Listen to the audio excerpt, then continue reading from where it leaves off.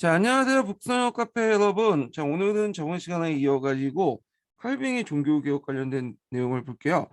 칼뱅의 종교개혁은 지금까지 이 기초되는 거의 안 나왔어요. 예전에 그 역교론 관련돼 갖고 한번 그 막스 위견 관련된 내용이 좀 시험 문제 나왔긴 했는데 그거는 역교론이고 서양사 단독 문제로서는 시험 문제 나오지 않은 부분이에요. 이 부분이요.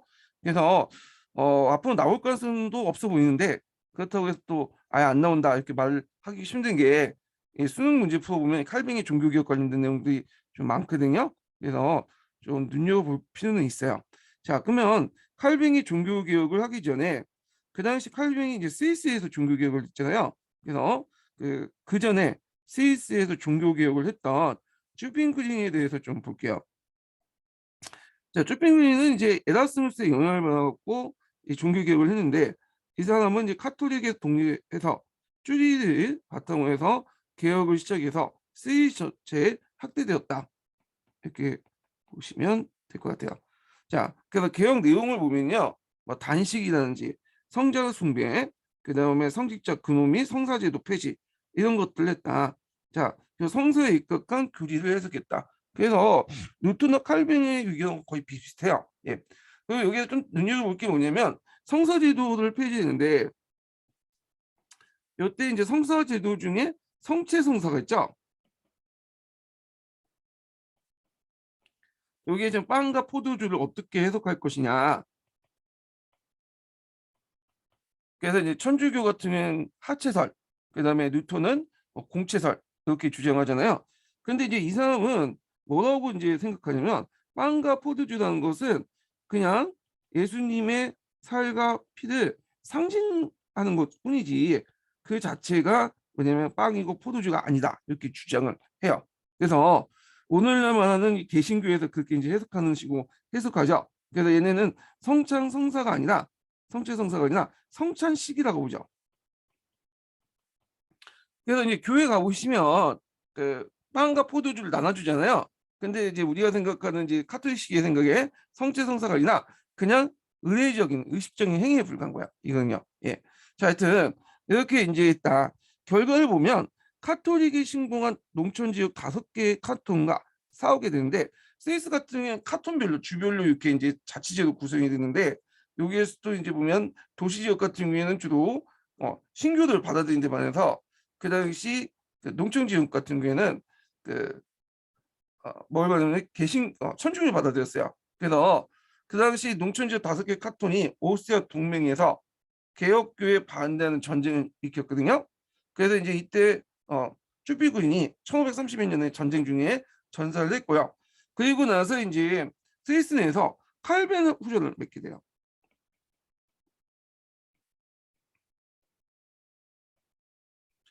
칼빈 후전에서 이제 각 카톤이 종교 선택의 자유를 갖기도 했다. 그렇지만 이제 개혁교회에서 입장은 지도자가 없는 상태잖아요. 그때 이제 나타난 인물이 누구냐면 칼뱅이죠. 예.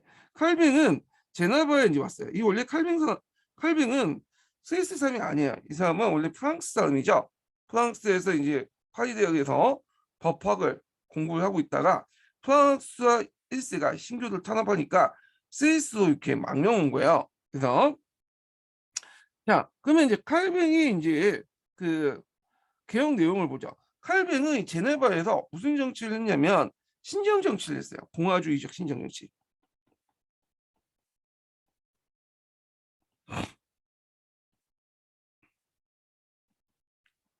그래서 이제 이 사람은 제네바 시정을 장악하고 일종의 이제 시민들에게 엄격한 윤리적 생각을 강요하게 돼요. 그 축제나 오락, 급장을 금지시키고 폐쇄시키죠. 그리고 또 그 신을 잘못 쓰거나 예를 들어서 삼위일체에 대해서 다른 의견을 가지고 있거나 그러면 그냥 죽여버려. 그래서 약간 이제 뭐냐면 그 원리주의, 이슬람 원리주의하고 좀 비슷한 그런 성격을 띠고 있죠. 그래서 이제 도시의 권력은 어떻게 장악하냐면 12명의 평신도 장로하고 5명의 목사로 구성된 당회가 장악을 하죠. 그래서 그 당시 이 당회가 권력을 장악하면서 이제 그 운영을 하는데 물론 이제 그 칼뱅이 뒤에서 이제 거의 대부분 영향력을 행사하죠. 예. 자, 그런 식으로 해서 공화주의적 신정 정치를 실시했다. 그러니까 그러면 이제 여기에서 했던 그 종교개혁의 내용을 보면요, 철저한 성서 지상주의를 내세우죠. 그래서 이제 합체설을 부정해요. 합체설. 그래서 이 합체설을 부정하는데 그때 이제 내걸었던 게 뭐냐면 성령 임재설이야. 자, 성령이라는 건 뭐냐면 보통 이제 우리가 삼위일체 할 때 성부, 성자, 성령이죠. 그 성령은 이게 눈에 보이지 않는 어떤 하나님의 어떤 정신 이런 것들이죠. 그래서 여기 빵과 포도주는 그, 그 쌀과 빨간 포도주에는 쌀과 피 같은 하나님의 육체, 예수님의 육체가 들어가 있는 게 아니라 성령이 들어가 있다. 이런 식으로 이제 해석을 하는 거죠. 그리고 이제 성찬식을 폐지했다 이렇게 했는데 엄밀히 말하면 성체 성사를 폐지했다 이렇게 보시면 되죠. 예. 하여튼 성찬식을 폐지시켜서 성서에 없는 일체의 교리와 의식을 배제했다 이렇게 보시면 될 것 같아요. 그래서 이제 그 성찬신조차도 이런 식으로 폐지했다. 왜? 성경이 없기 때문에. 철저한 이제 성서 지상주의를 내세웠고요. 자, 그 다음에 이제 교회 조직을 확립했죠. 장로제를 이제 확립했어. 장로제는 여러분도 알다시피 교회 가신 분들 아시죠? 평신도 중에 이제 신앙심이 상당히 두텁고 어느 정도 짬밥이 되고 나이도 좀 되는 분이 장로가 되잖아요. 그래서 장로가 돼갖고 이제 교회 운영을 담당하죠. 그래서 목사님 뭐 월급도 주고 그렇게 이제 하는 분들은 장로되고 하는데 이 장로제를 마련하는 사람이 누구냐면 이 칼뱅이야. 그래서 공화주의적 신정 정치를 할 때 당회를 만들 때도 실제로 이제 그 운영위원들이 장로거든요. 그래서 이제 신자들 일상생활을 통제했는데 그래서 이제 그 장로제를 통해서 교회의 어떤 수술을 이제 운영할 수 있는 자치제를 이제 도입을 했다 이렇게 보시면 될 것 같아요. 자, 그다음에 이 사람이 이제 쓴 책이 뭐냐면 그리스도 강요예요. 이 책은 좀 이름 정도는 외워두시겠죠? 거기에서 뭐 예정설도 이제 하고 종교의 어떤 생활화 이런 것들 이제 그 강조하고 근데 특히 이제 예정설 관련된 내용을 좀 볼 필요가 있어요. 예. 자, 예정설이라는 것은 우리가 이제 그 칼빈이 처음 주장했던 게 아니에요. 이거는 아까 얘기한 것처럼 그 아우구스티누스가 처음으로 주장을 한 거죠. 예. 그래서 이제 신국론에서 이제 주장을 한 거잖아요.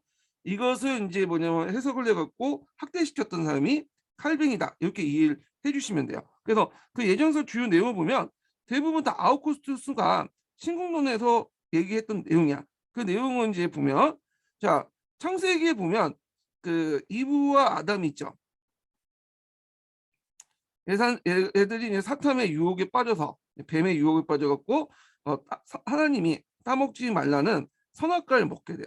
그러면서 이제 뭘 지게 돼요? 원죄를 이제 지게 되죠. 그래서 인간은 태어날 때 이 원죄를 타고난 거야. 그러니까 인간 자체는 뭐야? 악한 존재야. 근데 예수님이 내려와서 피를 흘려줬기 때문에 이게 원죄가 이제 사해졌다. 뭐 이렇게 이제 주장을 하잖아요. 그렇지만 이제 계속 남아있긴 있죠. 예. 자, 그래서 이때부터 이제 인간의 의지는 없어요. 인간의 어떤 자유의지는 존재하지 않는 거야. 이게 이제 카톨릭하고 다른 해석이죠. 그리고 나서 신의 의지에 예속이 돼요. 그래서 이 신의 의지에 예속된 인간은 신이 이제 태어날 때부터 얘가 천국에 갈 것인지 지옥에 갈 것인지 그리고 어떤 일을 할 것인지 다 결정해. 그래서 모든 것이 다 예정돼 있어요. 예, 이렇게 주장해. 뉴토도 그런 주장을 하지만 뉴토 같은 경우에는 그런 신의 예지를 받은 사람이 가만히 있으면 안 되죠. 예, 그러니까 신의 예지를 받은 사람이 단순히 예지를 받았다고 구원을 받는 게 아니라 나름대로 믿음을 갖고 행동을 해야지만 뭔가 구원을 받을 수 있잖아요. 근데 이제 이 칼빈 같은 경우에는 더 극단적으로 해석해요. 그냥 구원만 그 예지만 받으면 예정만 받으면 구원을 받는다 이렇게 얘기를 하는 거죠. 그리고 또 그 뭐냐면 예정을 받지만 않은 사람은 이게 뭐야? 예, 예, 지옥에 가는 거죠. 자, 그래서 일단은 예정을 받은 사람은 자신의 이제 구제 가능성, 예정을 받은 사람은 신의 영광을 표현하기 위해서 여러 가지 이제 활동을 하죠. 그러니까 자기가 의지대로 활동하는 게 아니라 신의 의지를 받고 신의 의지에 따라 행동하는 거야. 이런 것들은 이제 가지고 있다. 그래서 이제 이 구원이라는 것이 인간의 어떤 노력을 통해서 그런 게 아니라 전적으로 신의 의지에 의해서 주관된다. 이렇게 주장하죠. 그래서 뭐 그 카톨릭이 말하는 칠성사라든지 뭐 대사 이런 것도 다 소용없다는 거야. 다 인간이 하는 거잖아요. 자, 그래서 이제 신의 영광을 표현하기 위해서 사람들 구원을 예정됐고 이런 사람들은 나름대로 선민의식과 전투적인 교회 상승의 배경이 되었다. 그러니까 이렇게 이제 받은 사람들은 이제 자기가 이제 예정을 받았기 때문에 다른 사람들은 이제 뭐냐면 예정을 받지 않은 사람이죠. 그러니까 이 사람들은 사탄이 되는 거죠. 예. 그래서 이제 이런 것들을 해서 이제 그 교세망을 확장시키죠. 그 예전에 뭐 조로아스터교하고 좀 비슷하다고 보시면 돼요. 아흐라마즈다에 계시받은 왕이 그 사탄의 무리들, 아흐마의 무리들 쳐부시는 그런 구조를 가지고 있다. 이원적인 구조를. 예. 그래서 교회 가보시면 이제 자주 듣는 그 노래가 뭐냐면 악마들과 싸울지라 제약받은 형제요 이런 말들 있잖아요. 예. 그래서 이런 것들이 다 선민의식과 전투적인 교회의 바탕이 됐다. 이런 것들이 반영됐다 이렇게 보시면 될 것 같아요. 야, 그러면 이제 그 교리를 받은 사람들은 어떤 식으로 신의 은총을 받은 것을 증명해야 되냐? 그것은 이제 뭐냐면 세부적인 직업 활동과 금욕적인 일상생활을 통해서 신의 은총을 받은 것을 증명을 하죠. 예. 그것은 자신의 자유의지가 아니라 이미 신의 의지가 예지됐기 때문에 자연스럽게 나온 행동이야. 내가 만약에 이제 교사로서 뭐냐면 임용시험에서 보고 합격을 해갖고 교사가 됐어요.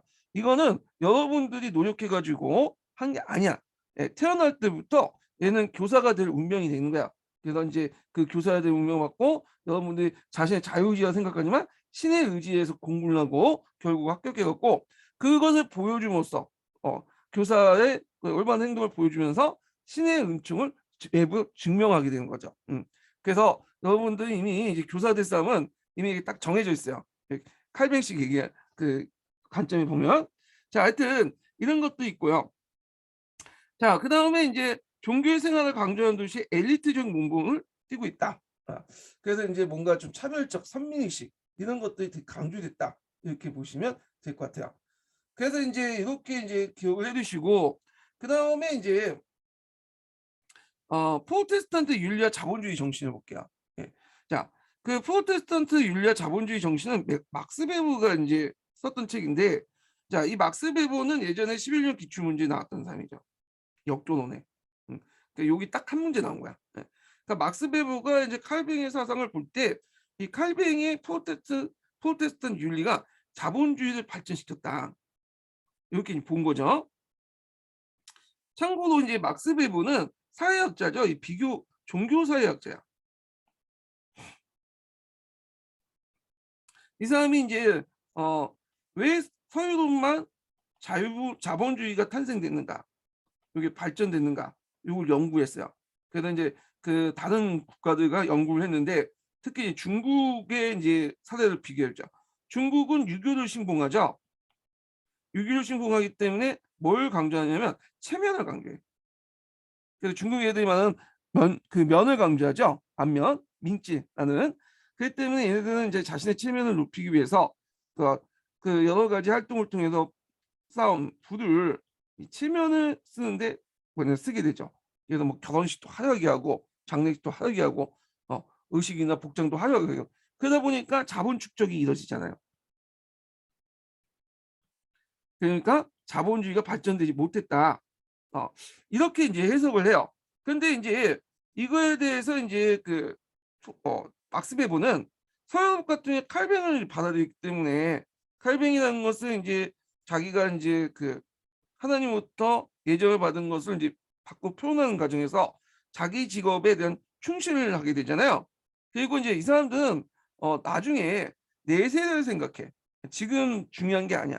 중국인처럼 자기가 얼마나 잘났고 남들한테 보이는 것들만 신경 쓰는 사람들인데 근데 이 사람들은 그런 것들 신경 안 쓰기 때문에 분명하게 자기가 속하는 그 직업에 종사를 하면서 사치와 낭비를 배격하고요. 생활 전체를 합리적으로 주시켜. 왜냐하면 불하는 것은 이제 내가 죽은 후에는 그 불하는 것은 이제 내가 그 지금 현재의 어떤 것들을 나타나게 한 것보다는 앞으로 내가 이제 이 불활동을 통해서 경제적 활동에 대해서 하나님의 영광을 두는 활동에 불과하거든요. 네. 그러다 보니까 이 사람들은 항상 내세만 생각했기 때문에 현실을 생각하지 않기 때문에 부분을 쌓아도 하나님의 영광의 표징으로 생각할 뿐이지 그걸 잘 쓰지가 않아요. 그리고 나서 그걸 어디에 두냐? 자본을 투자해요. 자본. 자본이 그러다 보니까 축적이 되고 이 자본을 바탕으로 자본주의가 발전됐다. 그래서 이런 이제 칼뱅의 논리를 수용한 사회의 중상층들이 자본주의를 이끌었다. 뭐 이렇게 이제 얘기를 하는 거죠.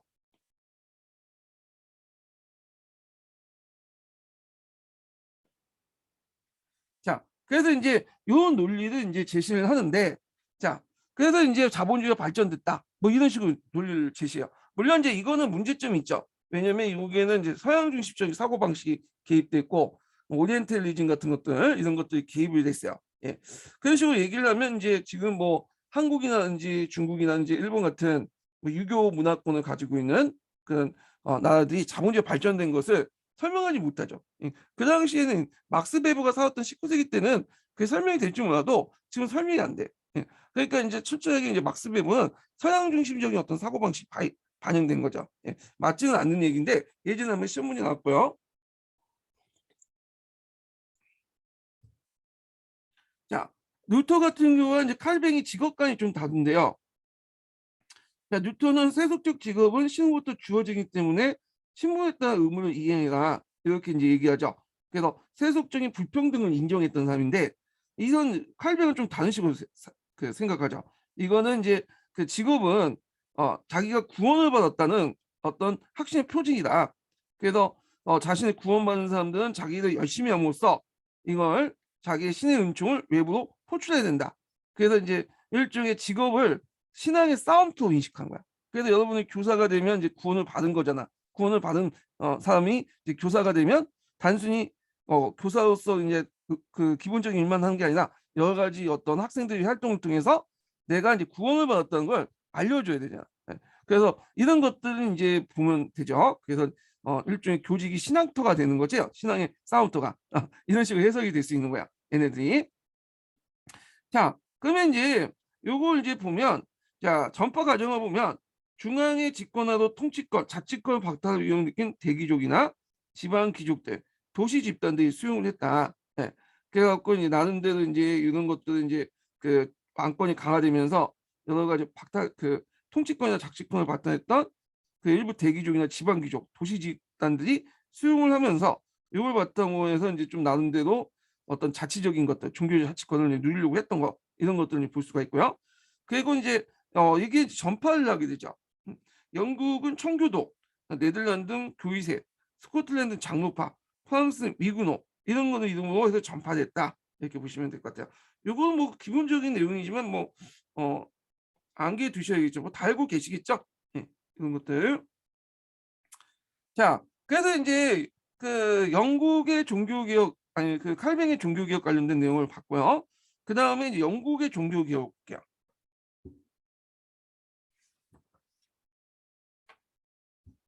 자, 영국의 종교개혁은 대단히 세속적이고 현실적 그 모습을 띠고 있죠.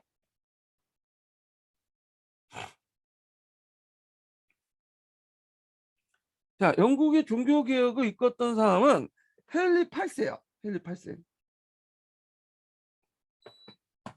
얘는 헨리 8세가 이제 개혁 배경을 보면요. 그 처음에는 이 사람은 누투교에 반발을 했어요. 예. 그래서 이 사람 확고한 카톨릭 신자로서 누투파의 어떤 영국 침투에 매우 경계를 하게 되고요. 그래서 이제 이 사람이 이제 그의 일환으로 칠성사 옹호론을 발표하죠. 예. 그래서 이제 교황으로부터 호교자라는 어떤 칭호를 받게 돼요. 호교자는 교회를 지켜주는 사람 이런 거죠. 근데 이제 교회와 이제 갈라지게 됐던 배경이 뭐냐면 이 왕비와의 이혼 문제 때문에 왕비 이혼 문제. 그래갖고 이제 그 왕비가 어떤 사람이냐면 그 캐서린이라는 사람이에요. 뭐 다른 칭 캐서리라고 하는데 자, 이 캐서리라는 사람은 이제 원래는 자기 형의 아내였죠. 근데 형하고 이제 뭐 하룻밤도 자지 못한 채 왔다가 그냥 형이 죽죠. 그러다 보니까 이제 오랫동안 이제 영국에 있으면서 살고 있었는데 이 헨리 8세가 연상이 캐서리를 되게 좋아했어요. 그래서 결혼을 한 거야. 예. 그래서 거의 18년 동안 같이 살았거든요. 근데 문제는 이 캐서리가 아들을 낳지 못하는 거죠. 예. 그러니까 아들을 낳지 못하면 후사가 없잖아요. 왕조가 끊어지게 되죠. 그래 안 되겠다 해 갖고 이제 그때 그 자기 이제 그 주변에 있는 옌불인이라는 여자가 있어요. 두 번째 이제 부인이 되는 건데 일종의 우리식으로 따지면 이제 첩이 되는 거죠. 그래서 이제 엠브린하고 이제 결혼하려고 했는데 엠브린이 이제 욕을 한 거죠. 캐서린과 뭐냐면 이혼해라. 나는 후첩이 되고 싶지 않다. 뭐 이런 식으로 했나 봐. 그래서 이제 이혼을 하려고 했는데 근데 교황에게 이제 이걸 승인을 받으려고 해요. 귀족이나 왕이 이제 이혼하려면 그 당시에 교황에게 승인을 요청해야 돼요. 근데 교황이 그걸 거절했어. 왜냐하면 교황으로서 입장할 때는 헨리의 요청을 들어주고 싶지도 않고 만약 들어줬다가는 또 캐서린이 에스파냐하고 연결돼 있잖아. 그리고 필리페 2세가 뭐 이 사람의 조카인가 그런 거야 아마. 그러니까 이제 에스파냐하고 이제 관계가 이제 멀어지는 거야. 이 사람하고 만약에 이 이혼 요구를 들어주면 그래서 결국에는 들어주지 않으니까 결국에 칼 5세 이문해요. 칼 5세. 그러니까 칼 5세 이모니까 뭐랄까 에스파냐 필리핀 2세하고는 약간 이제 작은 어머니 뭐 이렇게 되겠네요. 자, 하여튼 그래서 이제 결국에는 이제 헨리 8세가 이제 뭐냐면 교황과 결별하고 왕비와 이혼을 해버리죠. 이거 이제 두 번째 부인이었던 엠 불인과 결혼을 하게 되죠. 예. 물론 이제 엠 불인하고도 뭐냐면 애가 없었어요. 그러니까 애가 없다보다는 뭐야 아들이 없었죠. 예. 엘리자스 여왕만 있었고 그 후에 아들이 없으니까 이제 부인을 또 바깥치고 얘를 죽여버리죠. 예, 간통했다는 이유로 세 번째 부인에 가서야 에드워드 뒤에 있는 6세를 낳게 되는 거야. 그리고 그 후 이제 부인들 한 6명을 가르쳤나? 예, 하여튼 대단한 인물이야. 예. 자, 하여튼 이렇게 있고 그래서 당시 영국 상을 보면 영국 국민들이 강범위하게 교황과 로마에 대한 반감을 부르티고 그 당시 이제 민족주의 싹트가 있었거든요. 어떻게 이제 영국에서 받은 11조와 헌금을 교황청에 갖다 바치냐. 자, 이런 것들이 상당히 이제 뭐냐면 반감을 표할 수밖에 없겠죠. 자, 그래서 이제 이걸 바탕으로 해서 이제 수장령을 냈다. 수장령은 뭐냐면 교회 이제 영국 교회 수장이 누구다?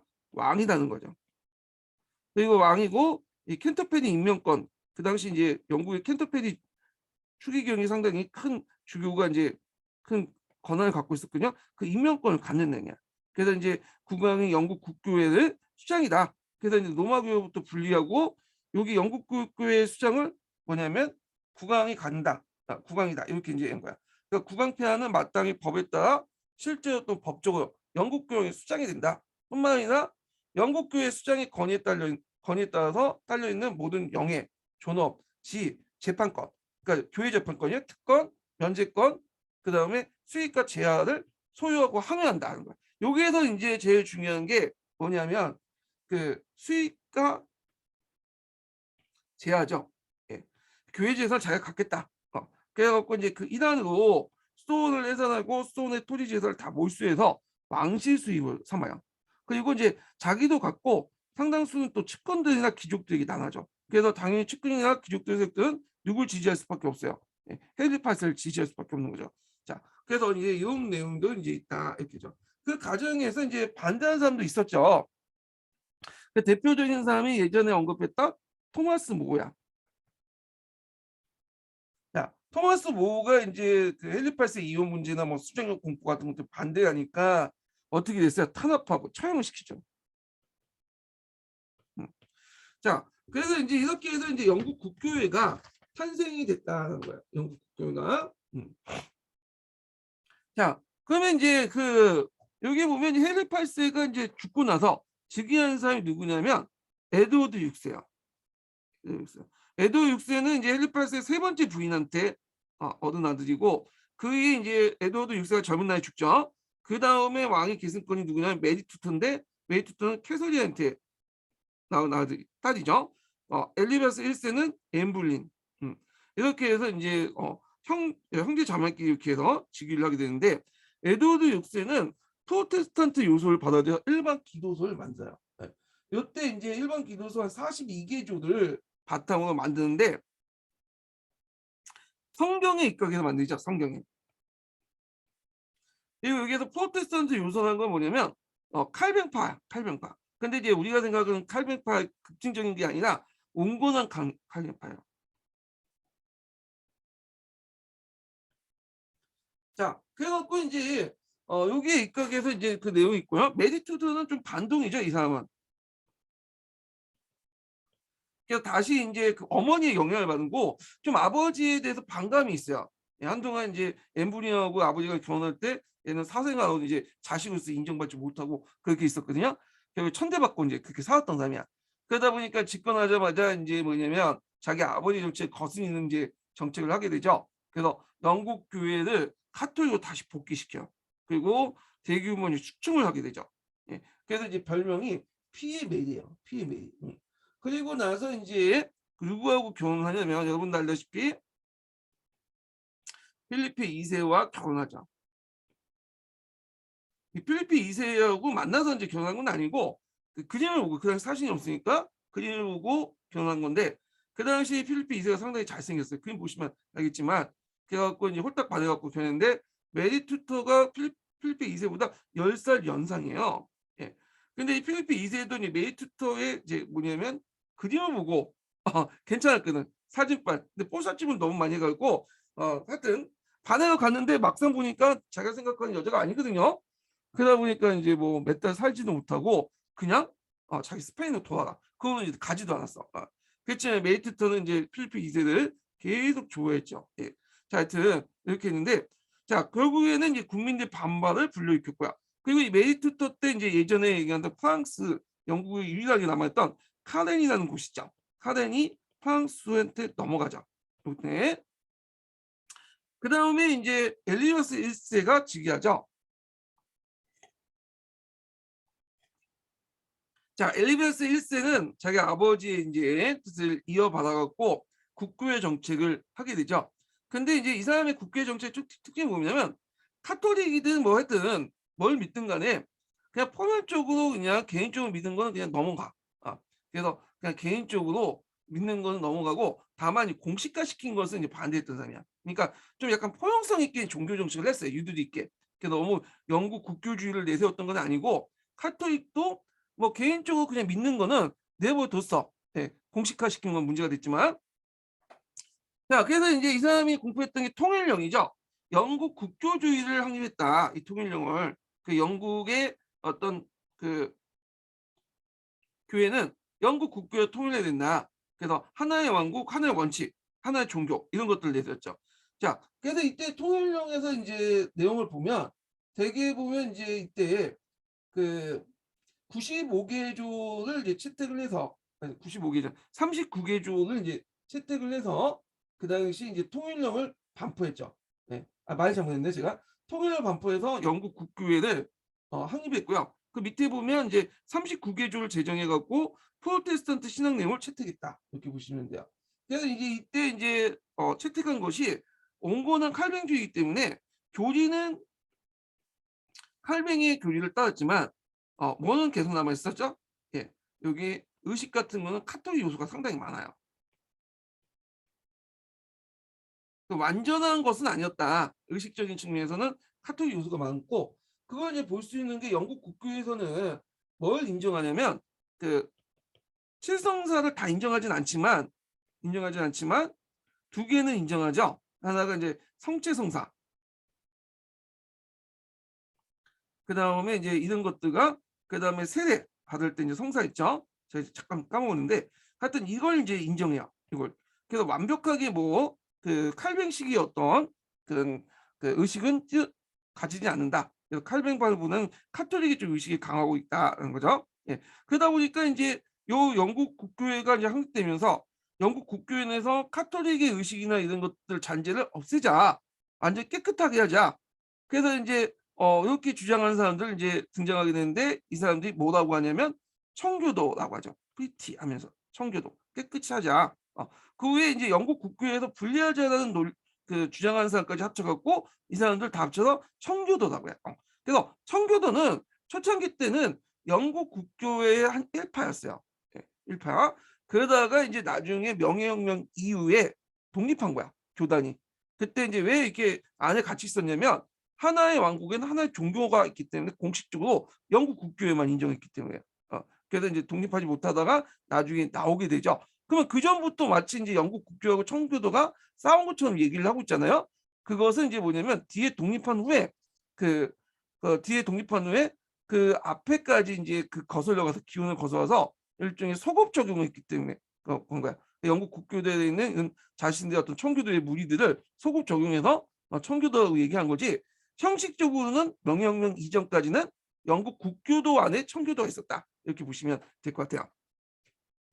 그래서 이제 교리는 신교도, 그 다음에 의식은 아까 얘기했죠 성취성사나 이런 것들이 남아있기 때문에 구교적 요소가 다분히 있었다. 이렇게 보시면 돼요. 그 영국 국교회는 프로테스탄트 교회 중에 카톨릭에 가까운 편이고 카톨릭 분화 운동이 정당한 편, 청교도도 신교파들의 불만을 적지 않았다. 그래서 카톨릭적 부활 운동은 이제 그 영국 국교회도 있었어요. 이걸 고파교회라고 해요.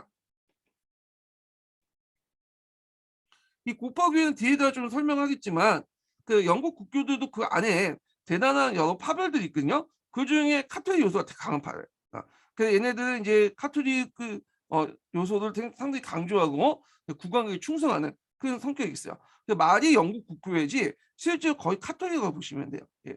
이거는 나중에 좀 다시 설명을 하겠습니다. 이 부분은.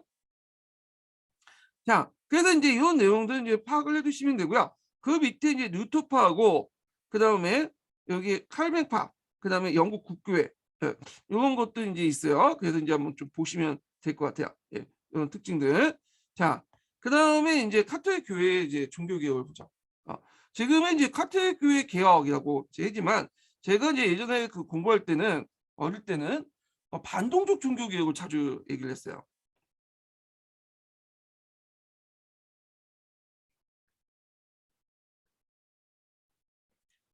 자, 반동적 종교개혁은 뭐냐? 요거는 이제 누구 입장에서 얘기하는 거야? 요거는 프로테스탄트 입장에서 얘기한 거야. 왜냐하면 프로테스탄트 입장, 개신교 입장 올 때는 자신들만의 이제 자신들만의 그 종교개혁이 진정한 개혁이고, 요 카톨릭 종교개혁은 종교개혁을 반대한 자신들의 종교개혁을 반대한 반동적 종교개혁이다. 이렇게 얘기를 하죠. 근데 카톨릭은 입장은 좀 달라요. 카톨릭은 이제 뭐냐면 자신만의 진정한 종교개혁이고 그리고 예전에 이제 프로테스탄트의 종교개혁은 반란이고 이단이다. 뭐 이렇게 해요. 뭐 각자 입장에서 이제 얘기를 하는데 그래서 이제 최근에는 반동적 종교개혁이라는 말 대신에 카톨릭 교회 개혁 이렇게 이제 얘기를 해요. 예. 왜냐하면 잘못 말했다가 이제 또 종교계의 비판을 받을 수 있잖아요. 예. 그래서 이 카톨릭 교회의 이제 개혁 배경은 예전부터 중세 개혁 운동이 있었죠. 스톤을 중심으로 신교의 학사에 대응하는 차원에서 했던 건데 크게 이제 뭐냐면 세 가지 측면에서 볼 수 있어요. 개혁 교황이 등장했고요. 그래갖고 이제 바오 3세라든지 이런 사람들이 이제 뭐냐면 등장해서 좀 더 성직자 윤리성을 강화시키는 그런 정책들을 했고 그 다음에 두 번째가 이제 여기 나와 있는 트리엔트 공예가 있어요.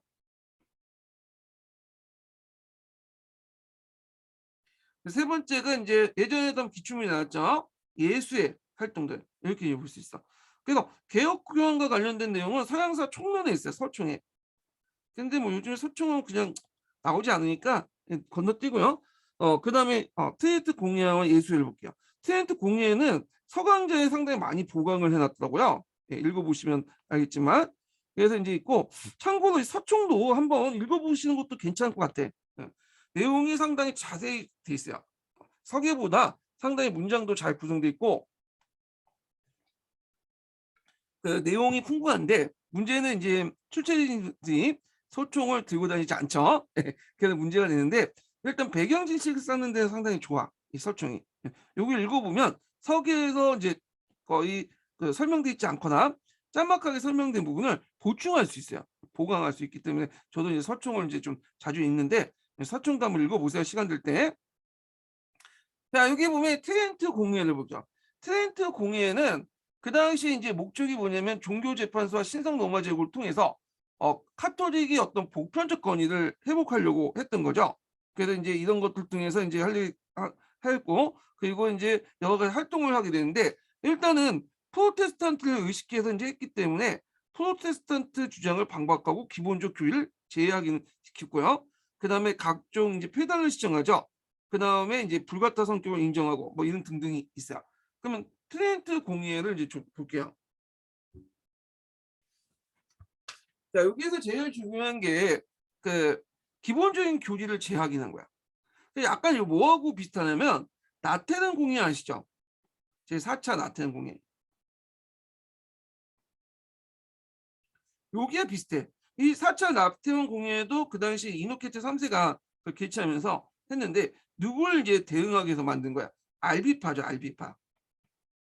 이 알비파들이 뭐 이상한 교리를 제시하니까 요게 대응하는 차원에서 기본 교리를 재확인하는 과정에서 4차 나타난 공예를 개최했잖아요. 요거 비슷해서 보시면 돼요. 자, 요 이제 프로테스탄 주장을 방박해서 어떻게 이제 그 기본 교리를 재확인했냐 이렇게 보면 성경뿐만 아니라 카톨릭의 정통도 계시로서 같이 했다. 이제 이걸 알려면 요걸 표를 좀 이해할 필요가 있어요. 카톨릭은 개신교의 차이점이 뭐냐면 구원의 방법에서 차이가 있죠. 카톨릭 같은 경우에는 믿습니다 해갖고 천국 가는 게 아니죠. 뭘 해야 돼요? 교회가 베푼 선행을 해야 돼. 그래서 하나님의 은총을 그 당시 예수님의 은총을 베드로가 받았고 이것이 교황한테 넘어가죠. 그래서 교황이 하나님의 예수님을 대응해서 선행을 해요. 그래서 악바친 칠성사와 대사를 해야지만 뭐예요? 어, 구원을 받을 수 있고 천국에 가는 거고 그 다음에 연옥을 완전히 이제 뭐냐면 하지 않으면 연옥에 떨어지는 거죠. 뭐 이런 식으로 이제 얘기를 하잖아요. 자, 그런데 개신교는 구원의 방법이 뭐야? 아까 믿음이야. 예.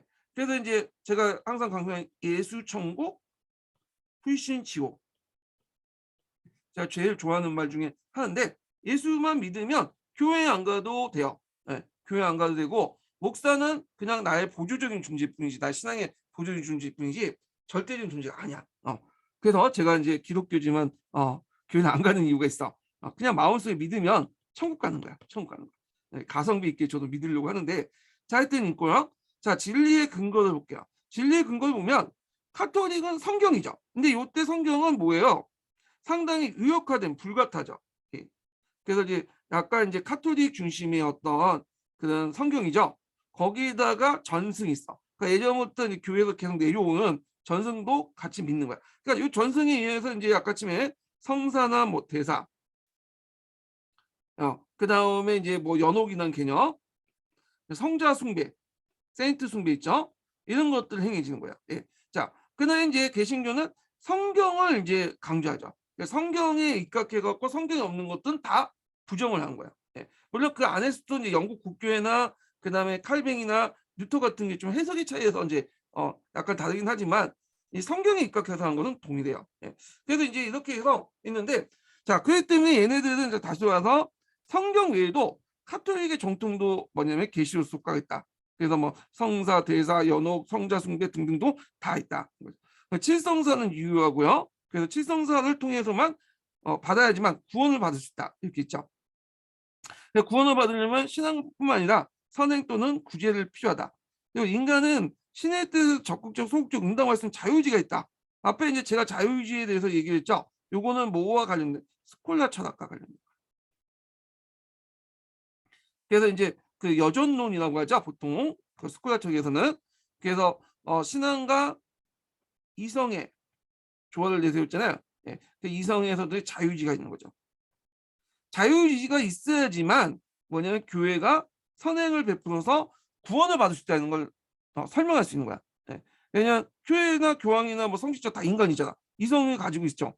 그러니까 이걸 가지고 설명을 해야 돼. 그러다 보니까 이제 원시 기독교처럼 내세웠던 뭐 칼뱅이나 루터의 교리를 방박하는 차원에서 이렇게 나온 거고, 그 다음에 이제 예전에 한번 시험 문제 나왔던 것이 뭐냐, 교황의 지상권과 무효성이야. 이거 예전에 이제 시험 문제 나왔던 거거든요. 그래서 이제 교회 안에서도 공의주의하고 있고 교황의 어떤 절대 권력을 강조하는 그 분위기가 있었잖아요. 그래서 이제 그 나중에 그 교황의 절대적인 것을 이제 강조하는 분위기로 이제 바뀌게 되는데 이때 내세운 게 교황의 무오요수제예요. 이거 예전에 시험 문제에 예문이 나왔어요.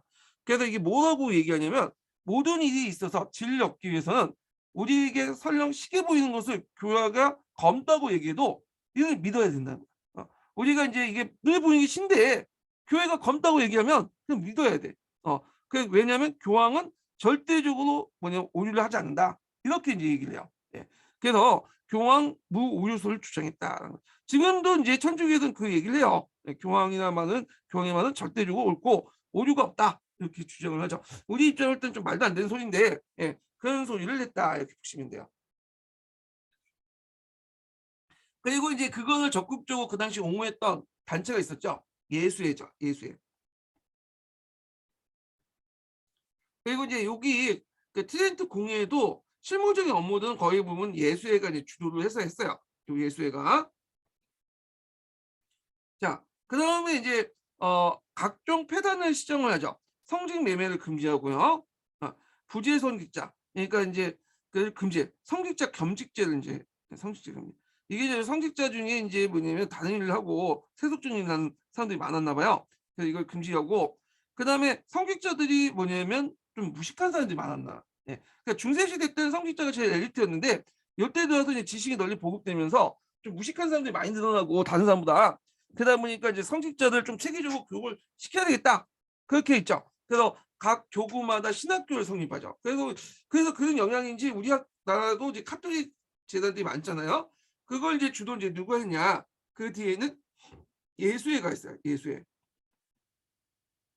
그 다음에 면죄부 판매 금지. 그래서 어떤 분은 면죄부 판매 금지가 어디 있냐? 그렇게 이제 따지신 분도 있더라고요. 잘 보세요. 서총에 있어. 그래서 제가 서총을 좀 읽으려고 하는 이유가 그 서기에 없는 내용이 상당히 많아요. 여기 서총에. 서총에 보면 대사문서 판매 금지라고 있어요. 대사문서는 아까 얘기했던 뭐라고 했죠? 면죄부죠. 면죄부 똑같은 말이에요. 예. 왜냐 대사하는 과정에서 면죄부를 발급하기 때문에 하는데 여기에 주의할 것은 면죄부 자체를 금지한 게 아니에요. 판매를 금지시킨 거야. 면죄부는 계속 발급을 하도록 돼 있어. 돈을 받고 판매를 금지시킨 거야. 근데 이게 많이 좋아서 근데 실제 면죄부 자체가 이제 십자군 전쟁 때부터 발급한 것이 뭐예요? 돈 때문에 돈 때문에 교회 재정적인 문제 때문에 그런데 이걸 판매를 금지시키니까 이제 면죄부를 더 이상 판매할 필요가 없겠죠. 아니 그러니까 발급할 필요가 없겠죠. 그러니까 자연스럽게 이제 면죄부 판매는 안 하게 되는 거죠. 예, 이런 내용들. 그 다음에 이제 불가타 성격을 인정하고 자 교양청 내부에서도 이제 개혁 운동을 하게 되는데 그다음 내부의 반석과 자수이 단행되고 르네상스 세속적이고 한각적 분열을 일수하고요. 종교 재판을 강화하죠. 종교 재판. 종교 재판은 이제 중세 시대부터 있었죠. 이단을 이제 색출하게 한 거죠. 이단. 그 다음에 이제 금서 목록을 작성하고 이단을 반지했다. 그래서 금서 목록을 이제 작성하는 것은 이제 있는데 이 금서 목록 작성은 한동안 이제 계속 됐어요. 그래서 이 1564년에 교황 비오 4세가 선포되고 후에 시스토 5세 때 목록 총람이라는 걸 확정하고 오늘인데 아마 이게 1960년인가 70년대 이제 폐지된 걸로 알고 있어요. 이 금속 목록 작성이. 그거 외에도 이제 여러 가지가 있는데 그 하나가 성직자 독신 제도를 강화시킨 거야.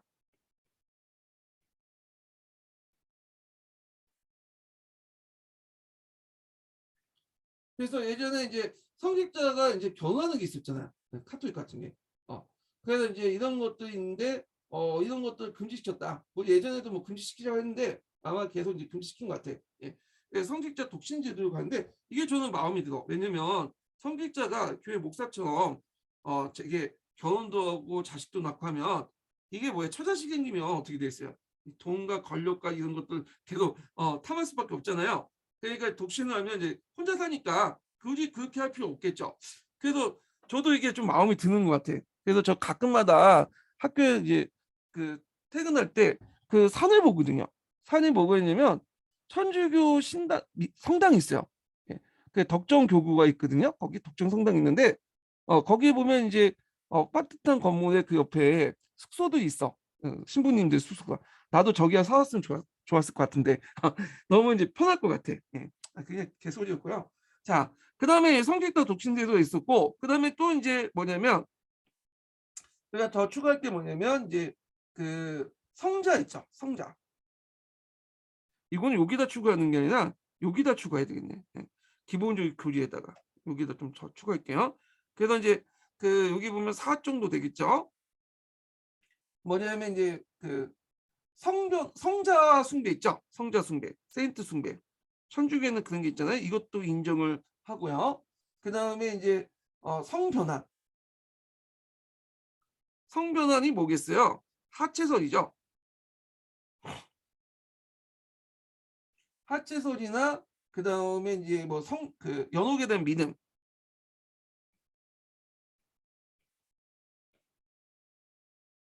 자, 이런 것도 이제 인정한다. 이 연옥은 이제 그 성경에 명시되어 있지 않는 거죠. 천국과 지옥의 중간에 있는 그런 것들이죠. 그래서 이 연옥도 이제 뭐냐면 인정하는 거. 자, 이런 것도 이제 아까 말처럼 이런 전승에 입각한 거죠. 이런 것들. 자, 하여튼 이런 것도 이제 같이 기억을 해두시면 좋을 것 같아요. 이런 것들. 자, 그래서 이제 있고 결과는 이제 뭐냐 나름대로 이 카톨릭 교회의 입지를 강화시켜 놨다. 그래서 스스로의 자정 작업을 통해서 카톨릭 교회의 입지를 강화시켜 나갔다. 거죠. 그리고 이제 여러 이제 수도원 조직들의 이제 활동이 있는데 뭐 종교의 프란치스코파 그다음에 도미니스코파 등등이 있는데 다시 생기를 되찾고 활발하게 전개했고 특히 이제 이때 이제 새롭게 등장한 그 수도원 수도사 집단이 예수회예요. 예수회. 예수회라는 것은 말 자체 뭐야? 예수의 군대라는 뜻이야. 그 명칭이 좀 살벌하죠. 예. 여기 이제 누가 만들었냐면 군인 출신이었던 에스파냐 뉴율라가 창시했어요. 예. 원래 이제 에스파냐에서 있었던 이 군인 출신 노율라는 전투 중에 성령을 받아들인 거야. 그래갖고 너 늦은 나이에 어디 갔냐면 파리에 갔어요. 파리 대학에. 한번 공부 좀 해봐야겠다. 근데 파리 대학에 있는데 이 사람이 이제 이건 뭐 공부하는 머리는 아니었어요. 공부하는 머리는 아니었고 좀 활동적이었고 그런 사람들이거든요. 그래서 그렇게 성적은 뛰어나지 않았어. 근데 이제 뭐가 뛰어났냐? 사교성이나 사회성이 상당히 뛰어났죠. 예. 그래갖고 이제 그 어린 그 자기 동기들도 이제 어릴 거 아니에요? 그 파리 대학에 이제 뭐냐면 그 어린 동기들을 이제 잘 통솔했어요. 그래갖고 그렇게 만든 조직이 예수예요. 그래서 이 사람이 군인 출신이기 때문에 당연히 이제 예수에도 약간 위기적인 어떤 군대식 조직이에요. 군대식. 그래서 엄격한 이제 군령에 입각해서 교육에 입각해서 하는데, 그러니까 일종의 종교를 위한 군사 조직 이렇게 보시면 돼요. 예수에는 종교를 위한 군사 조직. 근데 이제 요율라가 예수를 만들었지만 예수의 단체 구성원들은 무식한 게 아니야. 요율라 자체는 좀 무식할 수 있지만 요율라를 땄던 그 예수의 그 밑에 있었던 사람들은 상당히 그 당시 엘리트고 유식해요. 그렇기 때문에 그들의 이제 여러 가지 활동 중에 도덕 그 교육적 활동이 많았던 이유도 그것 때문이죠. 외교적 활동도 많고. 그 목적을 보면 카톨릭의 신앙을 수호하는 거고 주요 업적은 상위자에 대한 절대 복종. 누구겠어요? 이건 교황이죠, 교황. 그래서 얘네들이 이제 내세웠던 게 뭐냐면 교황은 오류가 없다. 교황 무오류소를 주장했다는 거죠. 모든 일이 있어 진리 얻기 위해서 우리에게 설령 시계 보인 것을 교황이 말했다고 해도 검다고 아니 시계 보인 걸 교황이 검다고만 해도 우리는 믿어야 된다. 뭐 이렇게 교황의 절대 순종을 강조했다. 그래서 교황에 대한 절대 순종에 서약함으로써 교단 내의 어떤 단결을 강화하고 교황 직속에 가장 충실한 집단이 됐다. 여기 있네요. 네. 요거 좀 기억을 해주시고 교황 무호주소 정확하게 교회가 아니라 교황인죠. 이거 아마 예문에 있는 내용을 이제 그대로 써서 그런 건데 기출 예문에 있는 내용이요. 자, 그래서 이제 교세복을 하죠. 크게 기여하죠.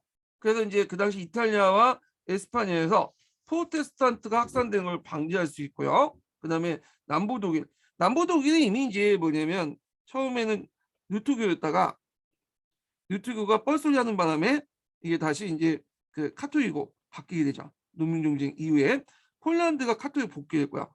그다음에 그 유럽에서 이제 신자를 많이 뺏겼잖아. 그래갖고 이제 신자를 다시 보충하기 위해서 신대륙 발견 후에는 선교사들을 파견해. 그래서 아메리카 대륙과 아시아에 대한 해외 전도 사업을 같이 했다. 그래갖고 이제 우리가 이제 알고 있는 사람들 되게 많죠. 마르코 누구야 갑자기 생각이 안 나네. 예, 그 마테오 니치. 예, 마테오 니치나 이런 사람들은 이제 그런 차원에서 이제 있고, 그다음에 이 사람은 교육 활동을 되게 중요했어요. 그래서 이제 그들의 부속학교는 당대 지배층 엘리트 양성소가 되었다.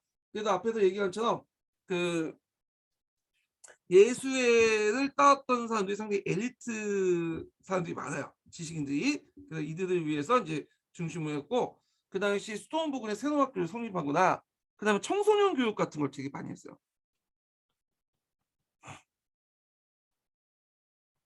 청소년 교육을 해야지 잘하는 세대 아니야. 그래서 훌륭한 이제 뭐냐면 지도자를 많이 양성할 수 있죠. 그래서 이제 그 당시에 이제 어떤 이제 공식이 형성되냐면 예수의 지도자들은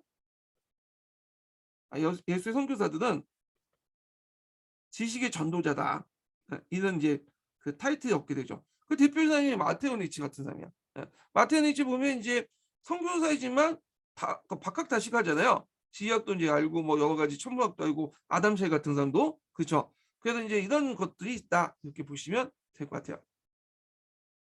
그리고 이제 더 추가자 얘기하면 또 외교 활동에도 큰 역할을 해요. 외교.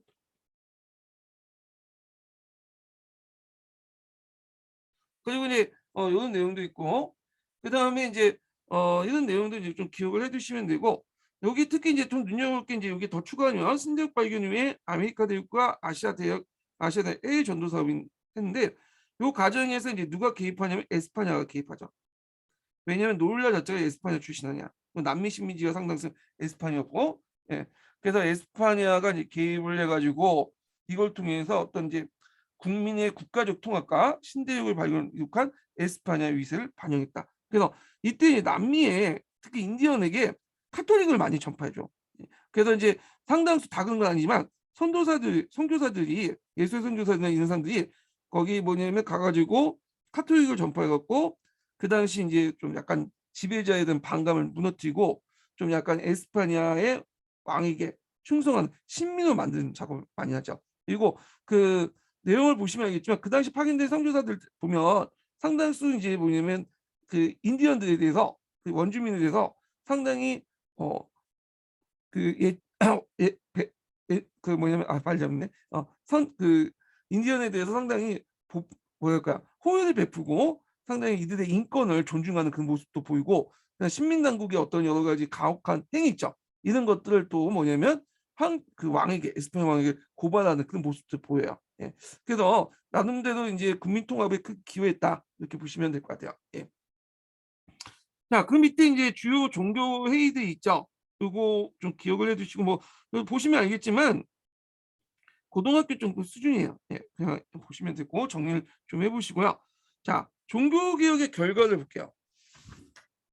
이 종교개혁 결과는 예전에 한번 기출에 잠깐 언급됐긴 했는데 뭐 시험 문제 안 나올 것 같긴 해요. 이게 너무 보니까 이제 보편적이고 추상적이고 그런 내용들이 되게 많기 때문에 딱딱 떨어지는 부분은 아니거든요.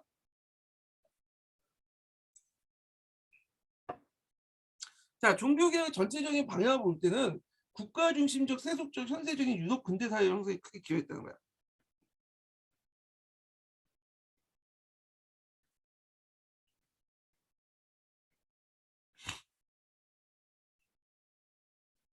그래서 유럽 근대 사회에 크게 기여를 했다.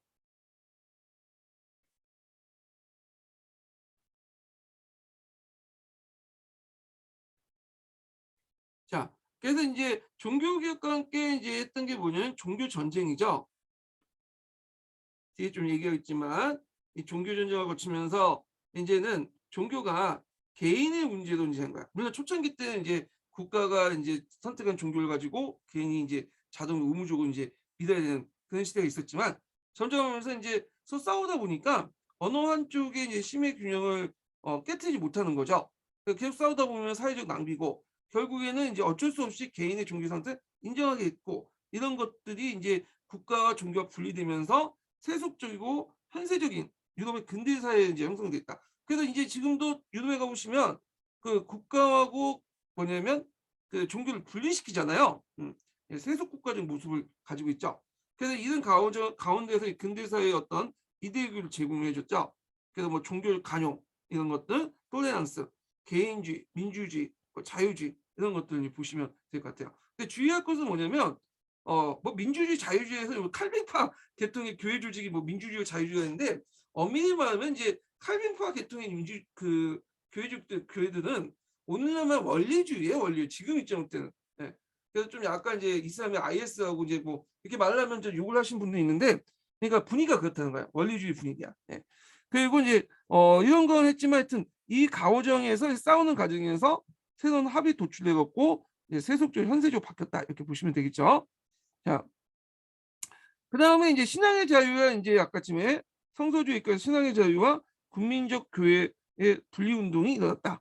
카톨릭부터 이제 분리돼서 개인의 그 신앙의 자유와 그다음에 신교 같은 경우에 개별 국가를 강조하거든. 이런 것도 있었고요. 그다음에 이제 칼비니즘은 그리스도의 근육을 생활 안에서 새로운 근육적 생활 윤리가 탄생됐고 중산계급을 널리 받아들여 유럽 근대 발전의 중요한 정신적 지주가 되었다. 이거는 막스 베보의 의견을 좀 받아들인 거죠. 예. 뭐 이런 것도 있다라고 넘어가시면 되고 그 옆에 이제 르네상스와 종교 개혁을 비교한 게 있어요. 공통적은 개인 의식에 입각한 중세 카톨릭 교회 비판. 그리고 자연주의. 자연주의라는 것은 예전에 것처럼 뭐냐? 여기 자연주의는 뒤에 우리가 얘기한 뭐 자연주의 그런 개념이 아니에요. 있는 그대를 보는 거야. 개인의 경험을 강조하고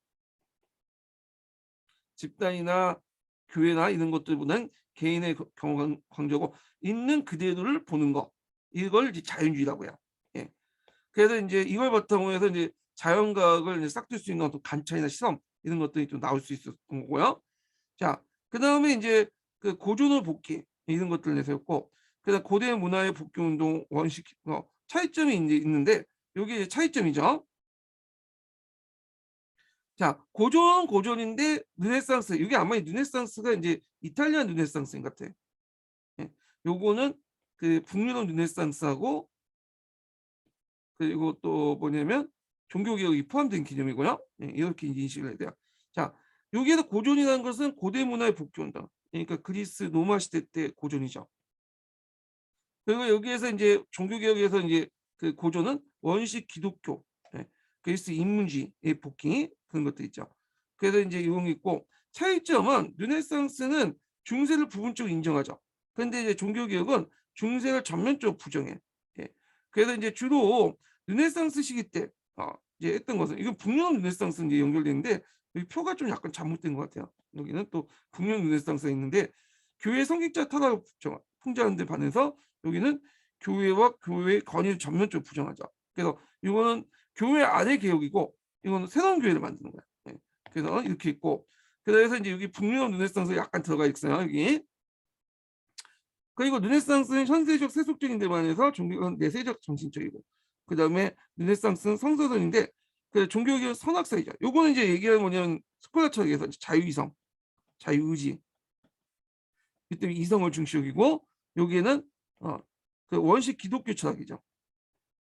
그래서 선악과를 따먹을 때부터 인간은 악한 존재고 그리고 인간의 의지는 없어지고 자유의지는 없어지고 신의 의지에 예속됐다. 이렇게 그래서 이제 이런 이제 특징도 있어요. 예. 그래서 요게 이제 표가 좀 약간 좀 틀린 게 있긴 하는데 요거 참조만 해주세요. 제가 만든 표는 아니고 어디 뭐 인터넷에 이제 자료 떠돌아다닌 거는 뭐냐면 집어넣는데 나중에 제가 좀 약간 수정을 볼게요. 자, 그 다음에 이제 종교전쟁 관련된 내용을 볼게요. 종교전쟁.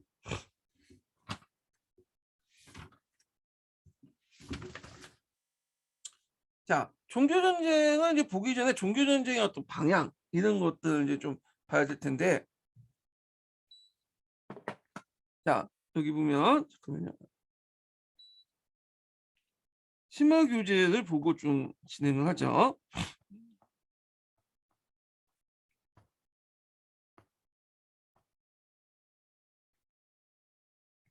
자, 이 종교전쟁이 순수한 종교전쟁에서 끝나는 게 아니에요. 진행 반응을 보면 이 종교전쟁이지만 실질적인 정권 다툼이었죠. 거기에 세속 권력이 개입이 있고 시간이 지나면서 이제 외국 세력들이 개입해요. 국제적 양상을 보이게 돼요. 이런 것들이. 그래서 이 종교전쟁 크게 보면 이제 보냐면 우리가 왕조전쟁 있잖아요.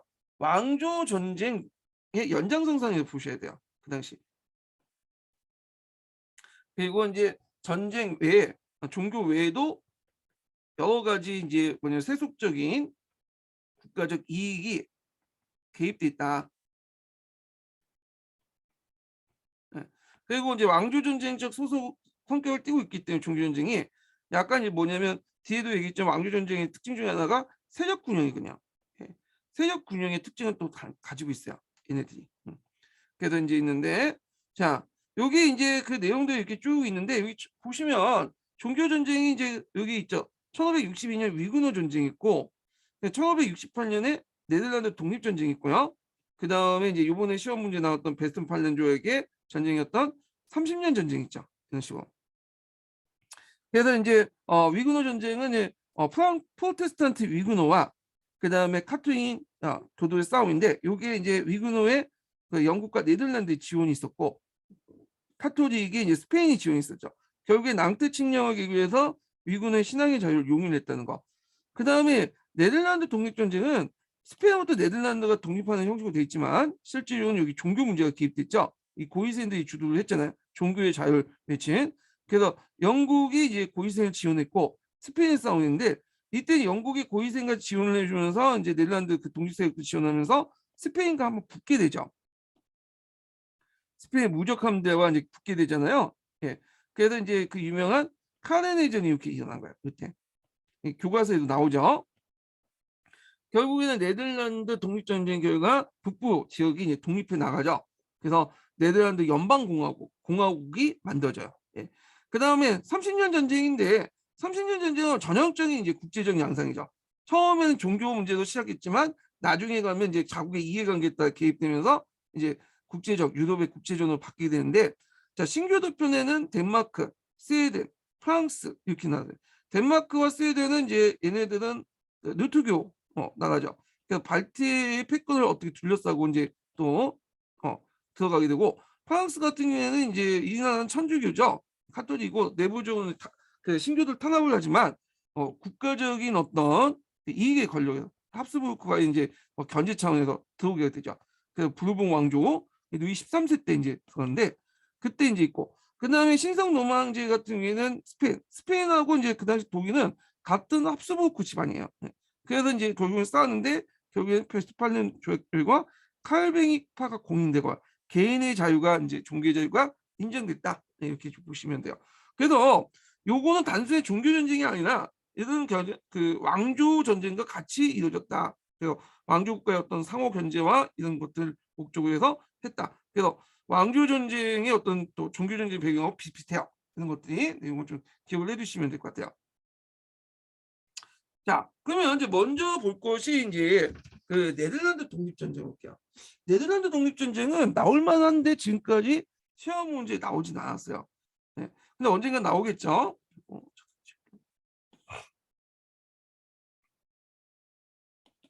그래서 이제 네덜란드 독립전쟁 관련된 내용이 여기는 자 없더라고요. 네, 여기 내용이 있는데 그래서 이제 이거 없는데 제가 집어넣은 거거든요. 이 내용은. 네. 그래서 이거 실질적으로는 이 서양사 심화 규제 내용이에요. 심화 규제 내용 때문에 심화 규제 내용을 좀 보고 넘어갈게요.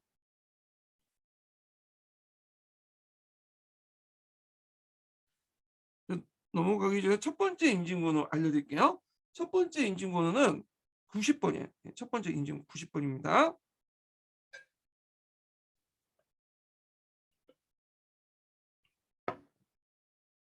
자, 네덜란드는 용어 자체가 뭐냐면 땅이 낮은 땅이라는 거죠. 예전에 중세 시대 때 이제 개척 사업을 간척 사업을 많이 했는데 그때 이제 간척된 지방이야. 예. 그래서 대개 보면 이제 저지대라는 의미죠.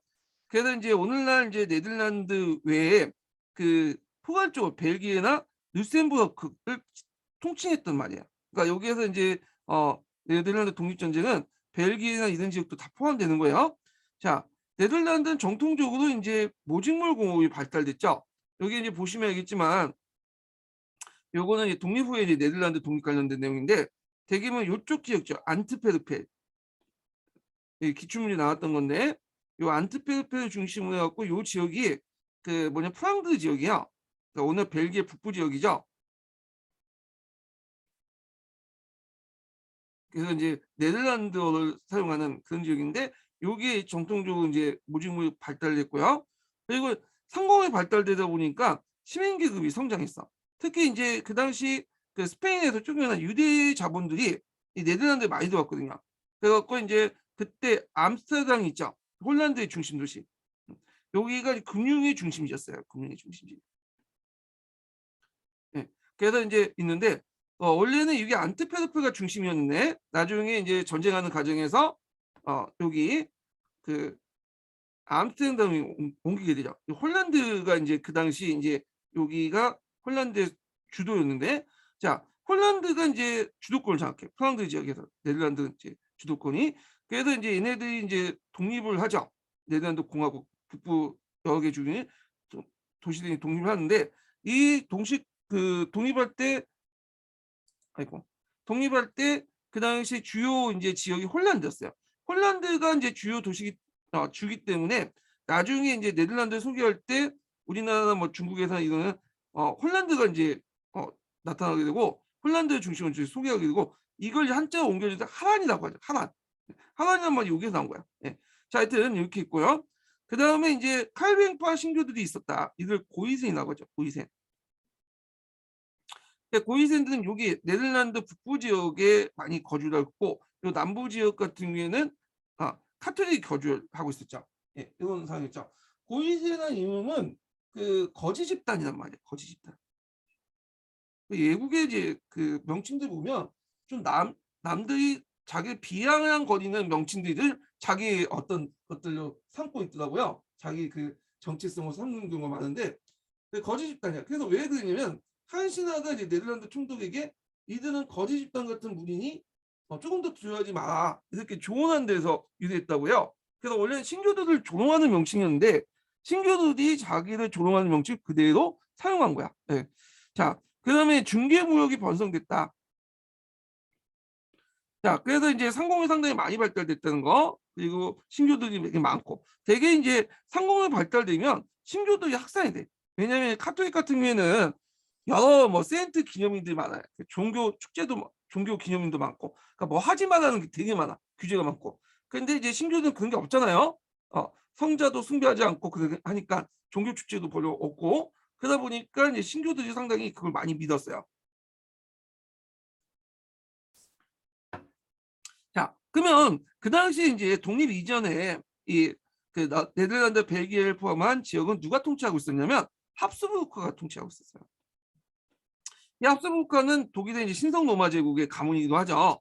그러면 이제 여기를 알려면 그 당시 이제 그 뭐냐면 계승 구도를 좀 봐야 돼. 신성 로마 제국의 계승 구도. 원래 신성 로마 제국은 그 오스트리아 지역에 있었던 조그만 상인 가문에 불과했는데 나중에 이제 힘이 커져가지고 이제 그 신성 로마 황제관까지 받고 또 얘네들의 특징이 뭐냐면 상당히 혼테크를 잘했어요. 혼테크를. 혼테크. 그 혼인을 이제 하는데 그래서 여러 왕실들과 혼인하고 또 근친혼도 많았거든요. 자기 이제 재산을 지키고 권력을 지키기 위해서. 그래서 이제 보면 그 합스부르크가 보면 상당히 이제 좀 약간 특이한 모습들이 있는데 여러분들 사진 보시면 합스부르크는 근친혼이 많기 때문에 뭐라 할까요? 주걱턱들이 많아. 주걱턱. 아래 턱가 이제 주걱 형태로 된 턱이 있죠.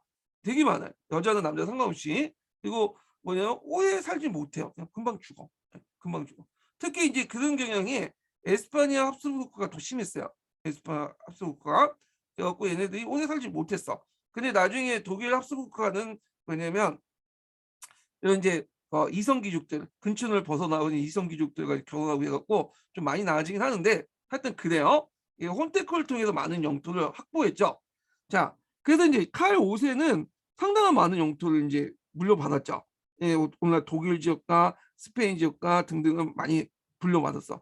그래서 이제 칼 5세가 이제 영토를 나눠주려고 하니까 독일 지역에 있는 그 지역을 누구한테 나눠주냐면 그 자기 동생한테 나눠줬어요. 예. 페르디난드가 이제 2세가 독일 지역 합숙가 됐고요. 그 다음에 이제 그 여기 그 필리피 2세 자기 아들이죠. 자기 아들은 스페인 합스부르크를 물렸어. 이때 이제 그 스페인 지역은 네덜란드를 자기 땅으로 하고 있었죠. 예. 그리고 이제 이렇게 그렇게 이제 하고 있었다는 거예요. 이렇게. 자, 그러니까 이제 이 그를 이제 땅을 두 개로 나눠줬다. 그래서 가문이 두 개로 나눠졌죠. 독일 합스부르크하고 그다음 스페인 합스부르크 이렇게 두 개 나누는데 얘네들 공통점은 천주교를 상당히 강조해요. 교황과 밀접하게 관련했어. 그리고 천주교를 통해서 이제 나름대로 이제 국가 체제를 좀 정비하겠다. 그 중앙 집권 정책을 강화시키고 그러다 보니까 이제 누구하고 반발할 수밖에 없냐면 그런 것들이 그 당시 이제 제후들과 반발을 살 수밖에 없죠. 제후나 뭐 독일 제후드나 네덜란드와 싸우게 돼요. 그러니까 이들 상당수가 뭘 믿게 되냐면 그 신교들을 믿게 돼요. 그러니까 신교를 믿는 배경이 뭐 종교적 배경도 있겠지만 이런 정치 역학적인 관계에서 나온 것도 있어요. 결국에는 이제 필리프 2세 이제 페르난드 2세의 이제 종교 정책, 그 중앙 집권 정책을 반발해서 30년 전쟁이 일어나게 되고, 그 다음에 필리프 2세가 그 네덜란드에게 카톨릭을 강요하죠. 하나의 종교, 하나의 왕국에는 하나의 종교가 있어야 된다. 그래서 이런 식으로 중앙 집권을 하니까 네덜란드 독립 전쟁이 일어나요. 그래서 이제 이런 과정을 이제 좀 보시면 되고요. 30년 전쟁이 끝난 다음 베스트팔렌 조약 결과 결국엔 네덜란드의 독립을 공식적으로 인정받게 돼요. 이 내용들 이렇게요. 그래서 네덜란드 독립 전쟁은 형식적으로는 네덜란드의 독립 전쟁이지만 실질적으로 이게 종교 문제가 개입됐어요. 그래서 만약에 필리프 2세가 그 고이샌드의 종교 자유를 인정하면 고이샌드는 굳이 독립할 필요 없었어요. 그 당시에도 그 신교들이 우리 종교의 자유를 인정해주면 뭐 황제에게 충성을 맹세하겠다고 했는데도 불구하고 이 필리프 2세가 똥꼬집을 부려서 결국 청주교 강압 정책을 내걸고 그 함으로써 이제 그 네덜란드에서 독립이 일어났다. 독립전쟁이 일어났다. 이렇게 보시면 될 것 같아요.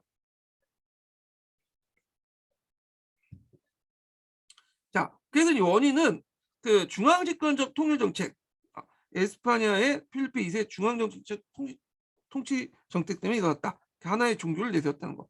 그 자기 아버지인 칼 5세는 좀 유용성 있게 종교 정책을 했어요. 그냥 카톨릭을 공식적으로 인정하지만 네덜란드에서 뭐 종교 전쟁 고이세인들이 믿고 신교들 믿는 거는 그냥 묵인하고 넘어가는데 이 사람은 좀 약간 원리주의성이에요. 좀 꼼꼼해. 사람이 딱 보면 좀 앞을 넓게 보는 게 아니라 상당히 꼼꼼해요. 세부적인 거죠. 학교에 가보시면 그런 사람도 있잖아요. 그 뭐 지문 1번, 2번 이렇게 3번 했고 선지문은 그게 있으면 답을 이렇게 쫙 잘 적은데 이렇게 1번하고 4번하고 이렇게 해갖고 보는 사람 있죠.